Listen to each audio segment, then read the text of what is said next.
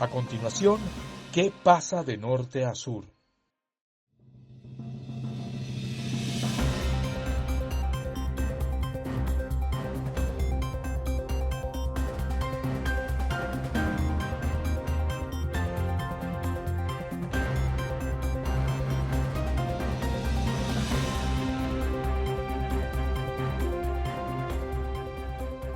Amigos de VPI TV, bienvenidos a una nueva entrega, nueva emisión de ¿Qué pasa de norte a sur? El programa de VPI TV dedicado al análisis internacional. Como de costumbre se encuentra con ustedes Alejandro Linares Mendoza, periodista y analista internacional. Este jueves vamos a empezar nuestro programa con el conflicto que se ha generado entre los gobiernos de México y de Ecuador. En el transcurso de la semana pasada, México y Ecuador rompieron relaciones diplomáticas. El ejecutivo de Andrés Manuel López Obrador retiró al personal que se encontraba destacado en la Embajada de México en Quito.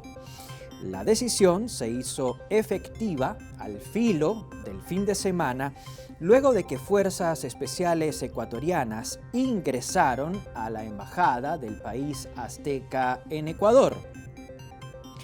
Con autorización del gobierno que preside Daniel Noboa, los funcionarios penetraron en la sede diplomática con la intención de detener a Jorge Glass. Glass, un político de alto perfil, llegó a desempeñarse como vicepresidente de Ecuador entre 2013 y 2017. Su nombre, que siempre se ha relacionado al correísmo, se vio empañado cuando se le juzgó y condenó por actos de corrupción. De acuerdo con lo dictaminado por la justicia ecuatoriana, Jorge Glass recibió 13.5 millones de dólares. El dinero provino de Odebrecht, la empresa constructora que estuvo en el centro de un esquema de sobornos que involucró a varios países y ejecutivos de América Latina. Durante 2020, Jorge Glass también fue procesado por aceptar coimas a cambio de la adjudicación de contratos públicos, esto entre los años 2012 y 2016.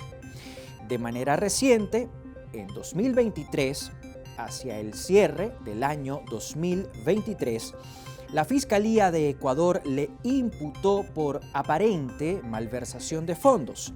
El caso se relaciona con el financiamiento de las obras posteriores al terremoto que devastó la región de Manabí hace 7 años. Luego de estas últimas acusaciones, Glass se refugió en la Embajada de México en Quito. Desde ese momento, el gobierno de Daniel Noboa calificó a Glass como prófugo de la justicia. En Carondelet también acusaron a México de hacer un uso abusivo de los privilegios diplomáticos. A raíz de ello, el Ministerio de Relaciones Exteriores de Ecuador empezó a hacer gestiones para lograr que las autoridades mexicanas entregaran al ex vicepresidente. Todo indica, sin embargo, que el trabajo de la Cancillería ecuatoriana, no logró el objetivo.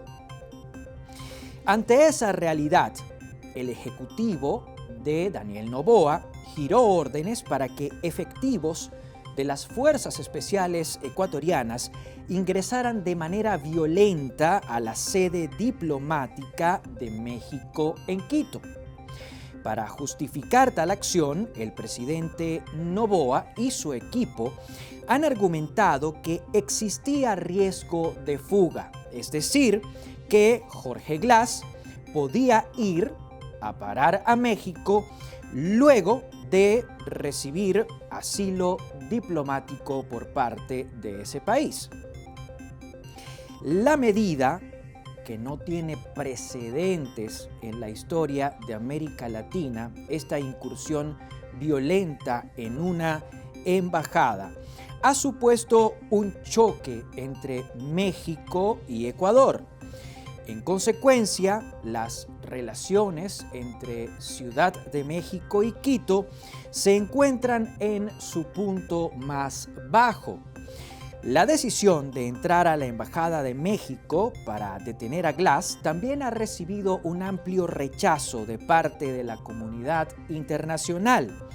Las críticas se centran sobre todo en la violación de la Convención de Viena para las relaciones diplomáticas.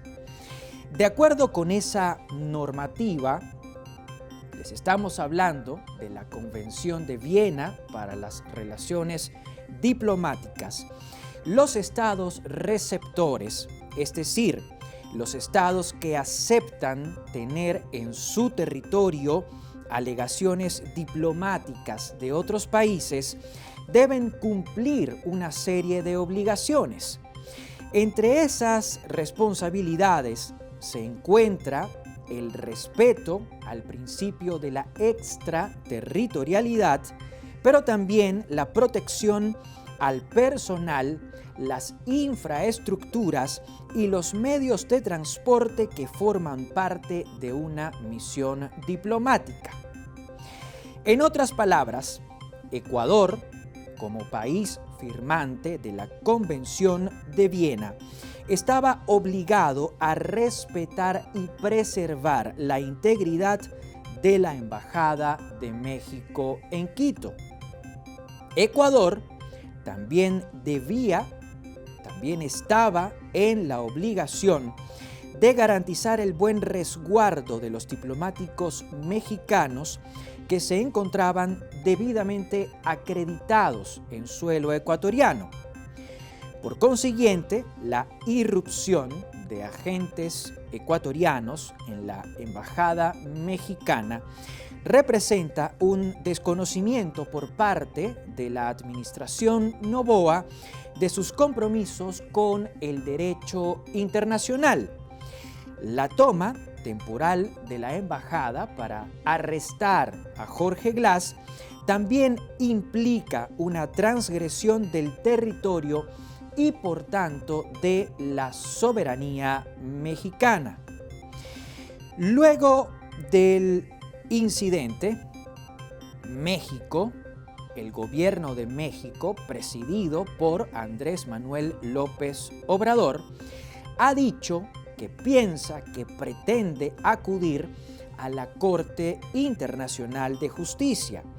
La idea es que ese tribunal ventile el caso con la finalidad de que mediante un veredicto, mediante un fallo, sente precedentes que impidan sucesos similares en un futuro. Javier Milei, el economista anarcocapitalista que se consagró como presidente de Argentina, cumplió 100 días en el poder. Milei, quien se autopercibe como un dirigente liberal, tomó juramento el 10 de diciembre de 2023. Por consiguiente, sus primeros 100 días como jefe de Estado se completaron el pasado 20 de marzo. Milei llegó a la presidencia de la Nación Albiceleste con la promesa de combatir la corrupción y con ella lo que él mismo denominó como la casta, es decir, políticos de oficio que se sirven de sus posiciones dentro del Estado para enriquecerse muchas veces de manera ilícita. Durante sus actos de campaña, Javier Milei también prometió una economía próspera. Su receta para ello, según dijo Milei, sería la reducción del gasto público y de la inflación, la supresión del peso, la eliminación del Banco Central y la implementación de un modelo económico en el que el Estado tiene poca o nula participación. Luego de asumir la presidencia, Milei se puso en marcha en aras de cumplir con lo prometido durante la campaña. Intentó gobernar por decreto. En otras palabras, el mandatario promulgó una acción ejecutiva, un decreto presidencial con el que él mismo se facultaba para tomar las decisiones económicas que considerara pertinentes con tal de disminuir el gasto público y el déficit fiscal. El gobernante también presentó un proyecto de ley al que la opinión pública bautizó como Ley Ómnibus. Se trató de un conglomerado de más de 600 artículos con los cuales se pretendía legislar en materia económica, pero también en otras áreas, entre ellas la administración pública, la justicia, el ambiente y el turismo, el deporte, la infraestructura, la salud pública y los servicios. Pese a que ambos instrumentos, es decir, el decreto presidencial de Milei y la denominada Ley Ómnibus, fracasaron tras ser presentados al Congreso, en los primeros 100 días de gobierno, Javier Milei pudo echar hacia adelante algunas medidas. La que más destaca es la devaluación que disparó el tipo de cambio.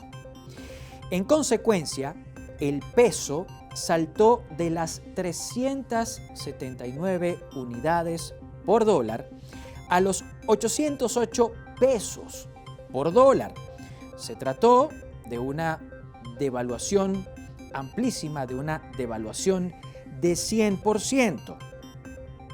Según el Instituto Nacional de Estadística de Argentina, luego de esa decisión, el valor de los bienes y servicios se elevó más de 70% entre diciembre de 2023 y febrero de 2024.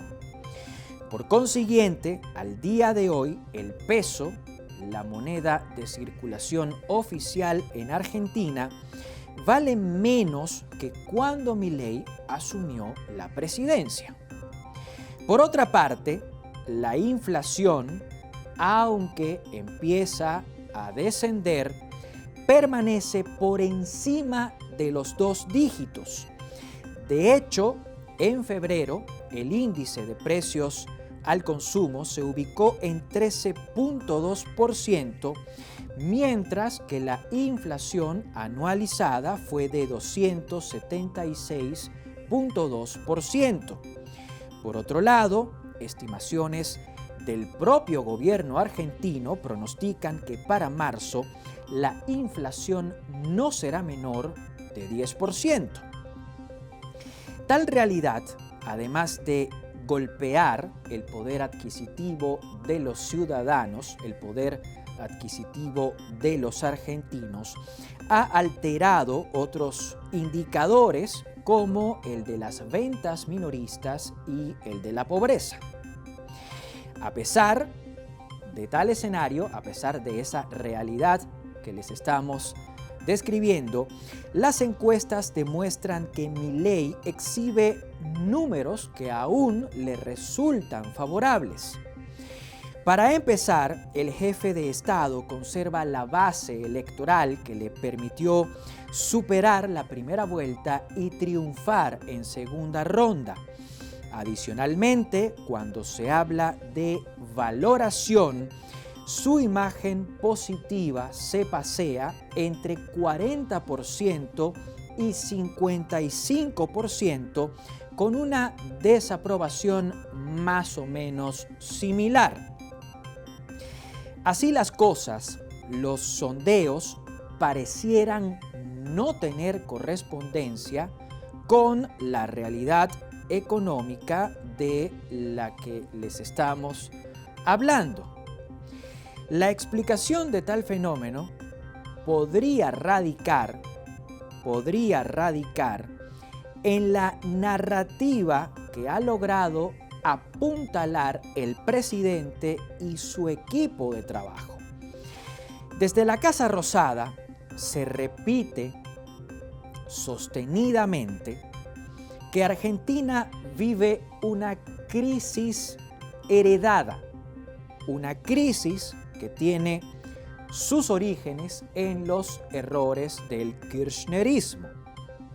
Desde la administración Milei también suele repetirse que el Ejecutivo, que el gobierno está en la obligación de tomar medidas duras, de tomar medidas drásticas, y que por consiguiente los meses previos al tan esperado florecer económico serán bastante duros.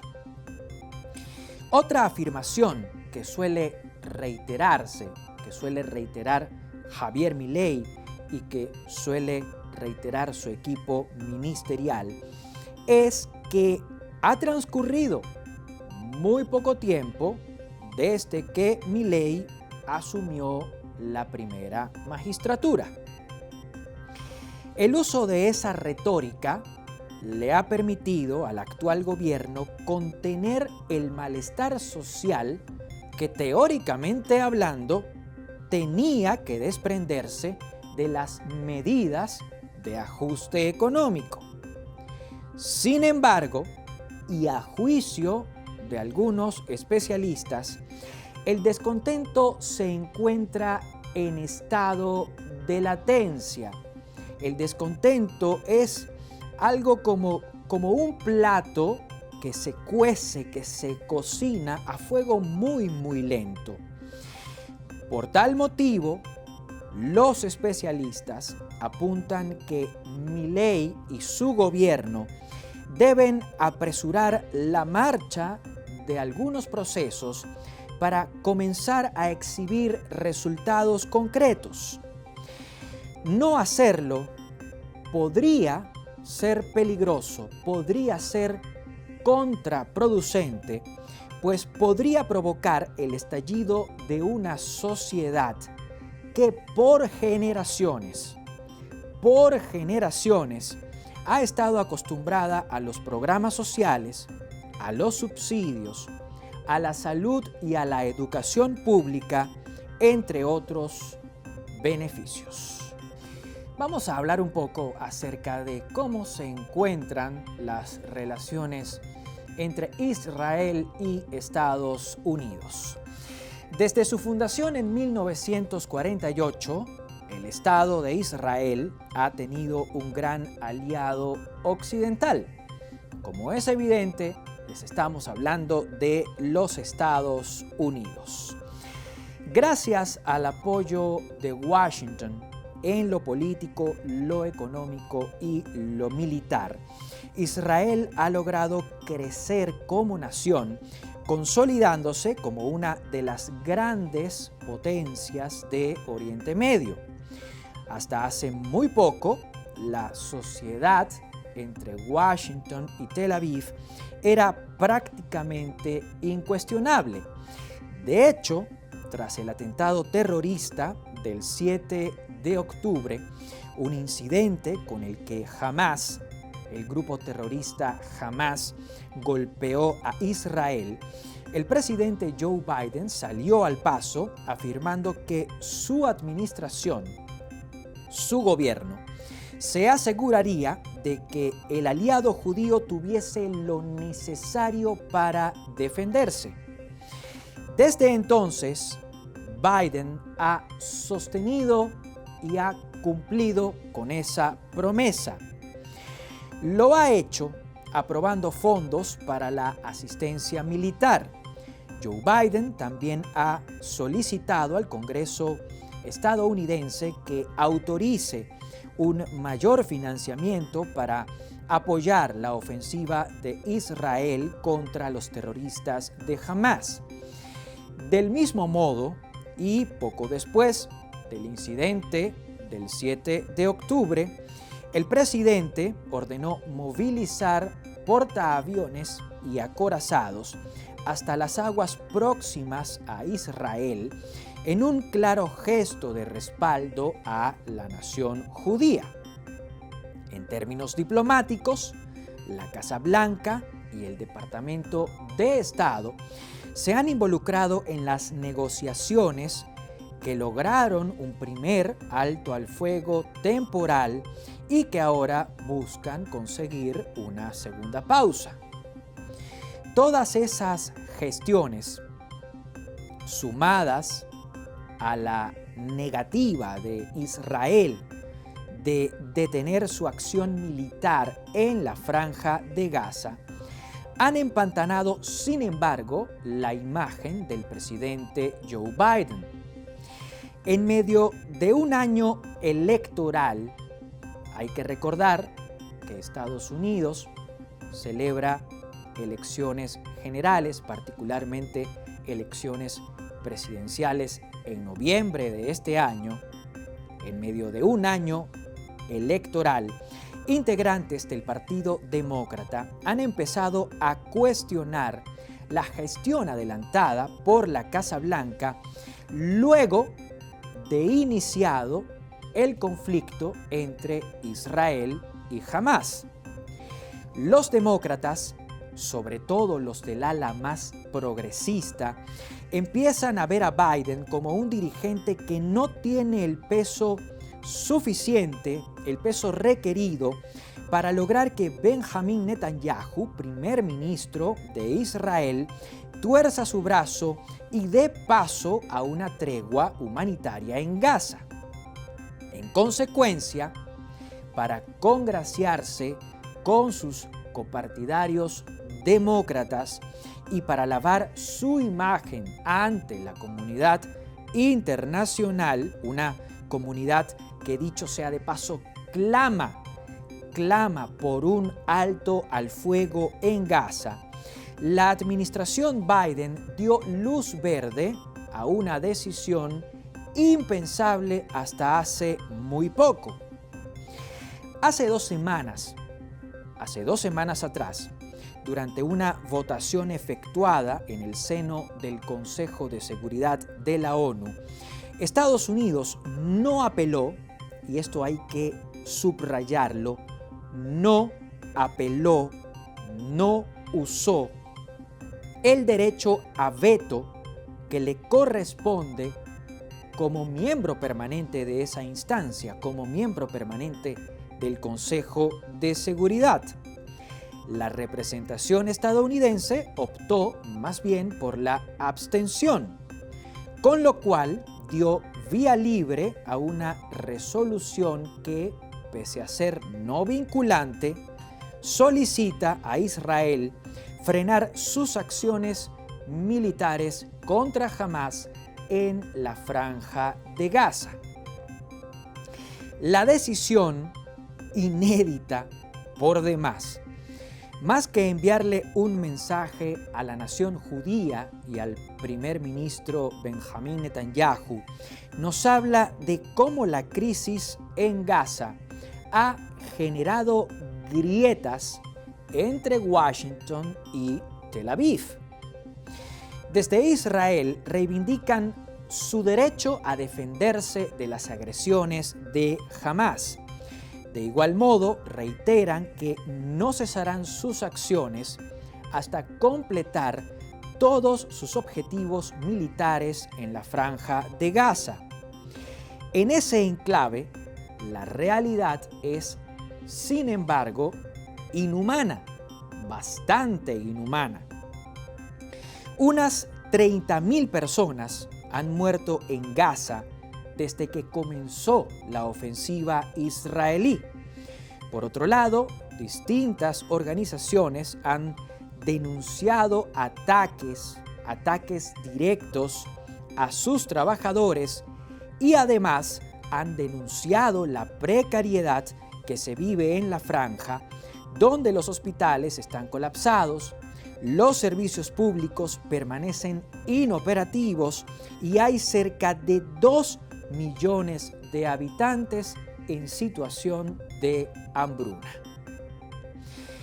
Tal realidad es la que, repetimos, ha supuesto un costo político para Joe Biden, quien ha empezado a marcar distancia, ha empezado a distanciarse de Israel para conservar a sus electores, pero también para evitar un conflicto armado de mayor calado, de mayores dimensiones. Desde que empezó la ofensiva de Israel en Gaza, en la Franja de Gaza, Oriente Medio, una zona en permanente ebullición, se ha transformado en un polvorín. Agrupaciones islámicas que respaldan a Hamás y que tienen como patrocinadora a la República Islámica de Irán, se han declarado en guerra contra el Estado de Israel y contra sus aliados internacionales, sobre todo sus aliados occidentales. Esas amenazas subieron de tono la semana pasada, luego de que fuerzas israelíes atacaron el consulado de Irán en Damasco, la capital de Siria. La operación, denunciada por Teherán, es decir, denunciada por Irán, provocó la muerte de 3 comandantes de la Guardia Revolucionaria, o lo que es lo mismo, del ejército iraní. Tales acciones no solo incrementan las tensiones en Oriente Medio, sino que comprometen la seguridad de la nación judía, comprometen la seguridad de Israel. Además, suponen un riesgo para la integridad de los ciudadanos y de las instalaciones estadounidenses que se encuentran en Oriente Próximo. Por otro lado, hay informes de inteligencia que sostienen que tras la embestida de Hamás contra Israel, extremistas islámicos que hacen vida en Estados Unidos podrían verse tentados a perpetrar ataques en suelo estadounidense. Todo lo anterior contraría, como es lógico y evidente, los intereses de Estados Unidos, un país que tras sus experiencias en Irak, Afganistán y Siria, busca mantenerse alejado de las confrontaciones de gran envergadura. De esta manera y con ese comentario, vamos a cerrar nuestro programa por esta semana. Esto fue ¿Qué pasa? De norte a sur, el programa de VPI TV dedicado al análisis internacional. Hasta este momento les acompañó Alejandro Linares Mendoza, periodista y analista internacional. Como de costumbre, estar con ustedes siempre será un placer.